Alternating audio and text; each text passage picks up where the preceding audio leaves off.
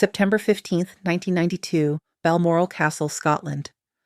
Harry was 8 years old, still young enough to believe his father loved him, still innocent enough to think families told the truth. He had no idea that tonight everything would change. That one sentence from Charles would shatter his childhood. That a nanny named Margaret Foster would hear something she was never supposed to hear, and spend the next 30 years carrying the secret. Dinner at Balmoral that evening was tense. The royal family gathered around the table.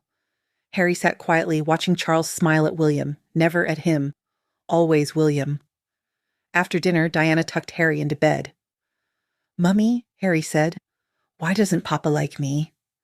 Diana's face crumpled. "Darling, your father loves you." "No, he doesn't." Diana had no answer, because Harry was right. Charles treated them differently, had always treated them differently.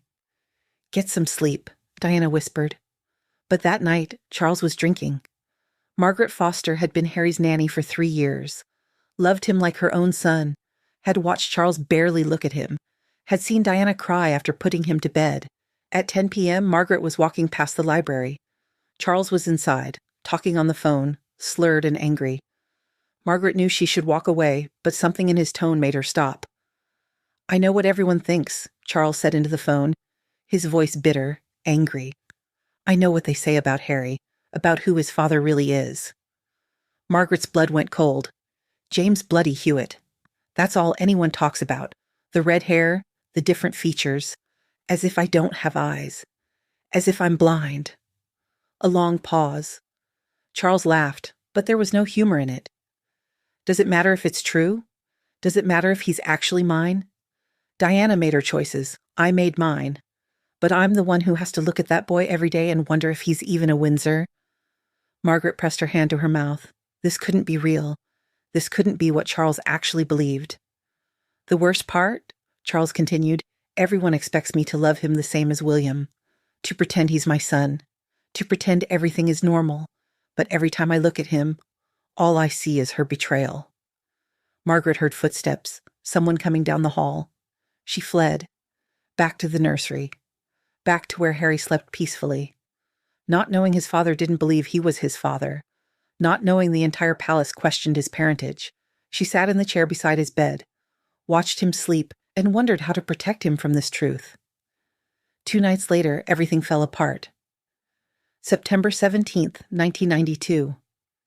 Harry woke up thirsty. It was past midnight. He crept downstairs to the kitchen. The castle was dark, quiet. As he passed the library, he heard his father's voice.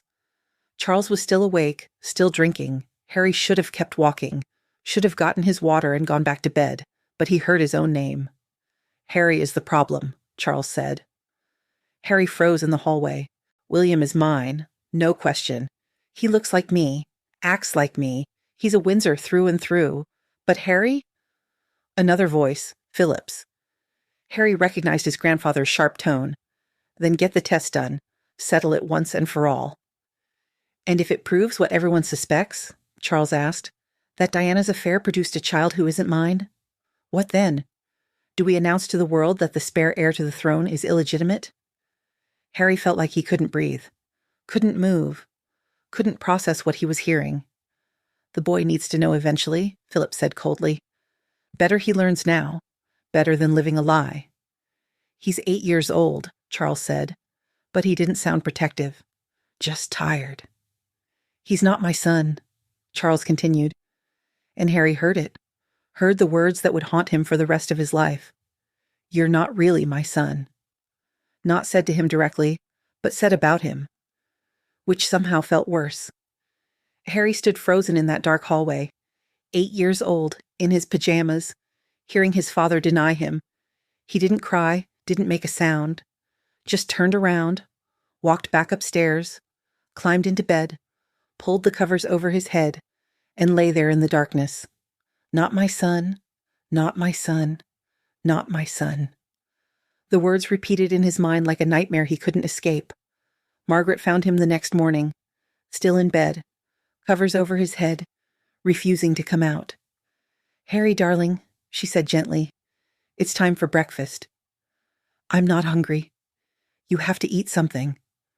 "I don't want to see him." Margaret's heart sank. See who? Papa. Harry's voice was muffled under the blankets. I heard him, last night, talking to grandfather. He said I'm not really his son. Margaret felt her world tilt. He'd heard. God help them, he'd heard. She sat on the edge of the bed. Harry, listen to me. Whatever you heard, he said it, didn't he? He thinks I'm not his. Margaret couldn't lie to him, not when he'd heard it with his own ears. Some people have said things, cruel things, about your mother and someone else. But Harry, it doesn't matter what anyone says. You are exactly who you're supposed to be. But what if it's true? Harry pulled the covers down. His face was streaked with tears. What if I'm not a Windsor? What if Papa isn't really my papa? Then your mother is still your mother, Margaret said firmly. And William is still your brother. And you are still Harry, still wonderful, still loved. But Harry shook his head. He doesn't love me.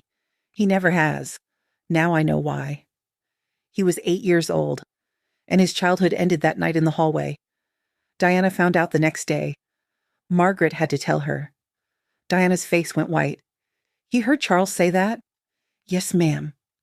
Diana closed her eyes. This is my fault. The rumors about James Hewitt. Harry is paying the price. Ma'am, that rumor isn't even true. Margaret said. The timeline doesn't work. But Charles believes it. And now Harry believes it. Diana went to Harry's room, found him staring at nothing. Is Papa my papa? He asked. Diana pulled him close. Yes, of course he is. Then why did he say I'm not his son? Because your father is hurting. But Harry, you are his son, and I'll love you enough for both of us. But Harry was 8, and 8-year-olds need their fathers. The next week was torture. Charles avoided Harry completely, wouldn't look at him during meals, wouldn't speak to him unless absolutely necessary. Harry started having nightmares, would wake up screaming. Diana would run to his room, hold him while he cried. He's going to send me away, Harry would sob. He's going to tell everyone I'm not really his, and they'll make me leave. No one is sending you anywhere, Diana promised, but she couldn't promise Harry would ever feel secure again. Margaret approached Charles the next morning. Your Royal Highness, Harry heard you. He heard you tell Prince Philip he isn't your son. Charles's head snapped up. He what? He was in the hallway. He heard everything. And now he believes you don't think he's yours. Charles paced, panicked. I was drunk. I didn't mean. You said it. And he heard it. Talk to him. Tell him the truth. But Charles didn't talk to Harry. Couldn't face him. So he did nothing. And Harry learned that silence was its own answer. Months passed. Harry stopped asking if Charles was his father, stopped expecting love from him, built walls around his heart at 8 years old. Diana tried to compensate, gave Harry extra attention, extra affection, took him on special outings, just the two of them, tried to fill the hole Charles had created, but she couldn't fill it. No mother could replace a father's love. No amount of reassurance could undo what Harry had heard. William noticed his brother changing. Why is Harry so quiet now? He asked Diana. He's going through something, Diana said carefully. Can I help? Just be his brother, that's all he needs. William tried, would sit with Harry, play with him, share his toys. But Harry had changed fundamentally, was no longer the cheerful, mischievous little boy, was now withdrawn, careful, guarded. At 8 years old, he'd learned to protect himself by expecting nothing from anyone, especially not from Charles. On Harry's 9th birthday, Charles didn't come to the party. Sent a gift, a card with a generic message. Happy birthday, Harry. Best wishes, Father. Not love, not affection. Just best wishes. Diana organized a party at Kensington Palace. Friends from school, games, cake, presents, everyone trying to make it special. But Harry kept looking at the door, waiting for Charles to walk through, to surprise him, to prove he cared. Charles never came. Harry blew out his candles, made a wish no one knew. But Margaret saw the tears in his eyes and knew what he'd wished for his father to love him, for Charles to tell him he was wrong, for someone to prove he belonged. That night, Diana found Harry crying in his room. He didn't come, Harry sobbed. He doesn't want me. Oh, darling. Diana held him. Your father had obligations. It wasn't personal. But they both knew it was personal. Charles had made a choice, and Harry wasn't the priority. Years later, at 15, Harry demanded a DNA test. Diana had died by then. William was away at school. Harry was alone with his questions, his doubts, the whispers that had followed him his entire childhood.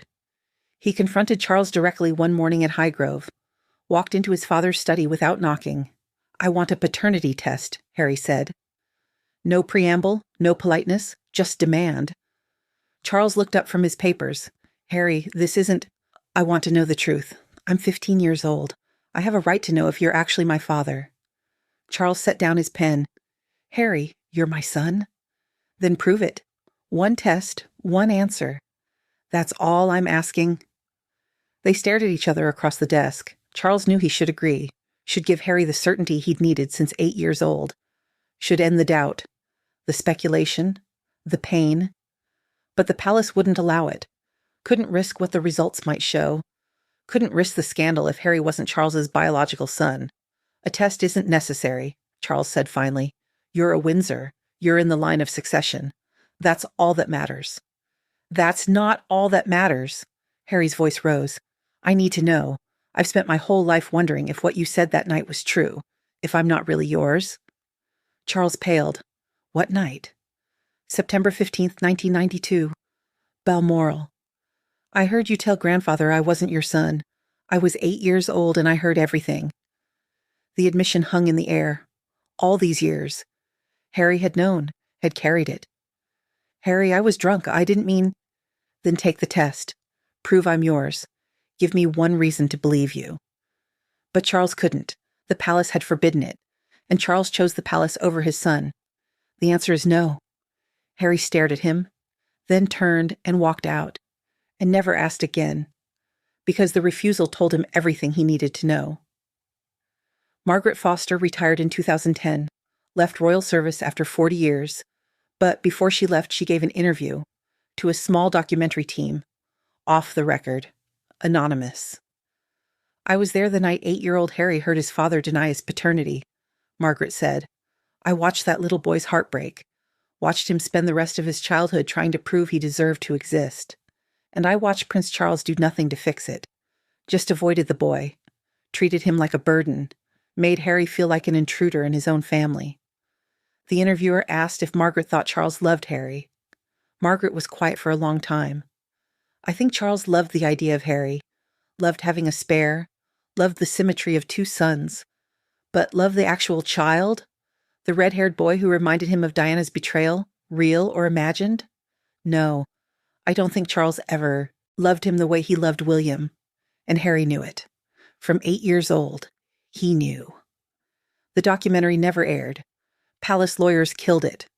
But Margaret's testimony was recorded, preserved, hidden, but real.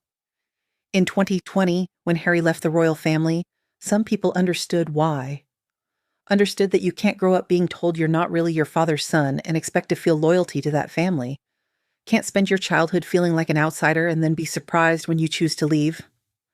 Harry never spoke publicly about that night, about what he heard in the hallway at 8 years old. But William knew. Diana had told him, years later, before she died, had explained why Harry was the way he was, why he was angry, defensive, difficult. "Your father broke something in him," Diana told William, "something that may never heal." And William understood why Harry needed to escape, why staying in the family that had questioned his legitimacy his entire life was impossible.